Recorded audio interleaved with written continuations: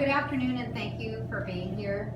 I want to start by thanking Erin Duncan. I don't know where she is, but she did such a great job putting this program together, and we're all very grateful to her, so thank you.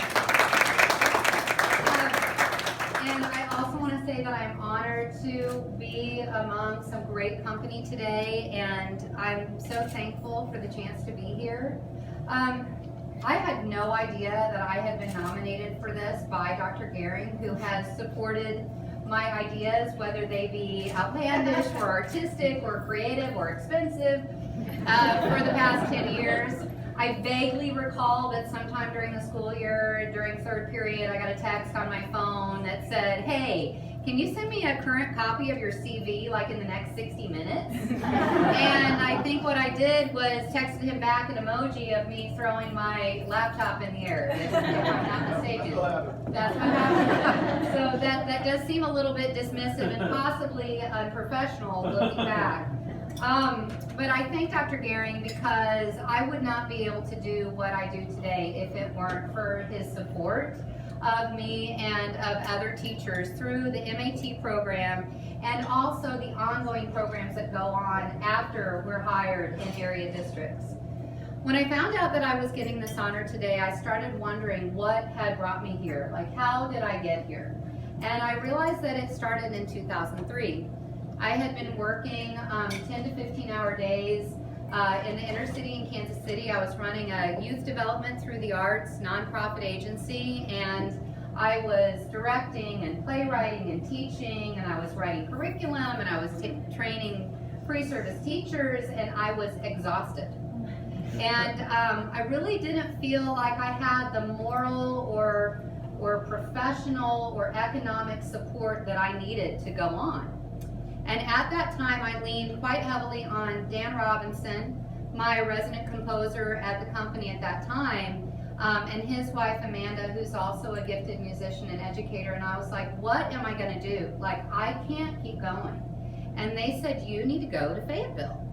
And at that time, I knew that Fayetteville was somewhere between Kansas City and Dallas, but that was about all that I knew. And they said, Fayetteville has the people. Like, they need Miss Martha. They are your next frontier.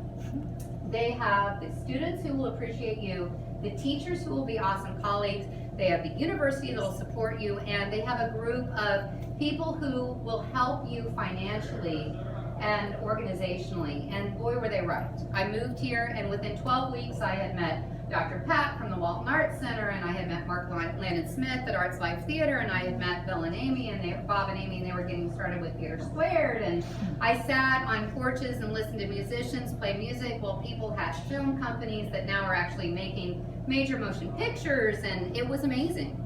And then I met people from the university, and I knew that this was the place where I could make a change in kids' lives. And it was through the MAT program and through work with Dr. Bowles and Dr. Gehring and others on the faculty and in the community that I was able to start again to teach students how to grow their skills for life, school, and work. I'm now at Ramey Junior High. I'm proud to say that I'm in the 7th grade. I can't seem to move on.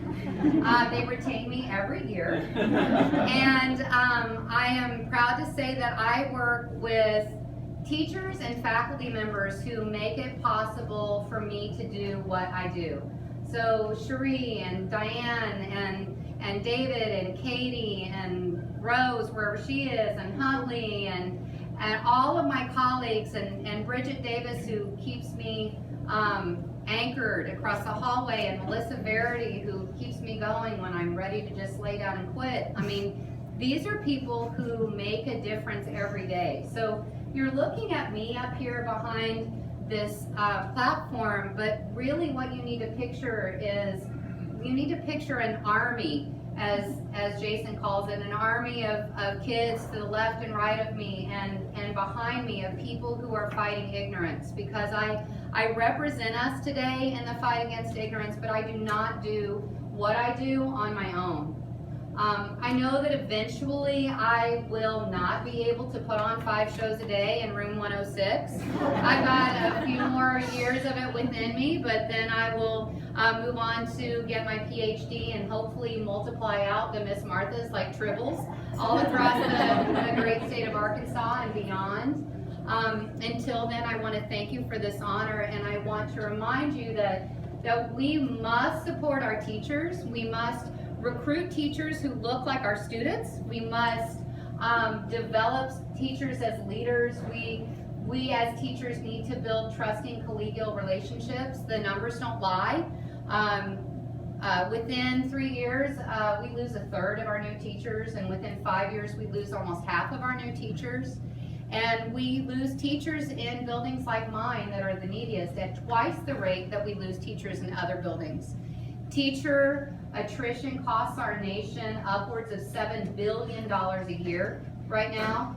And when I think about those numbers and what we could do with that money if we instead invested in our teachers, even some of that money, and developed that trusting, collegial, collaborative relationship, and really appreciated our teachers, recognize them for their individual skills and passions and abilities, the same way that the university has done here today, and the way that my administration and colleagues does at Ramey. So thank you very much for this great honor, and thank you for listening today.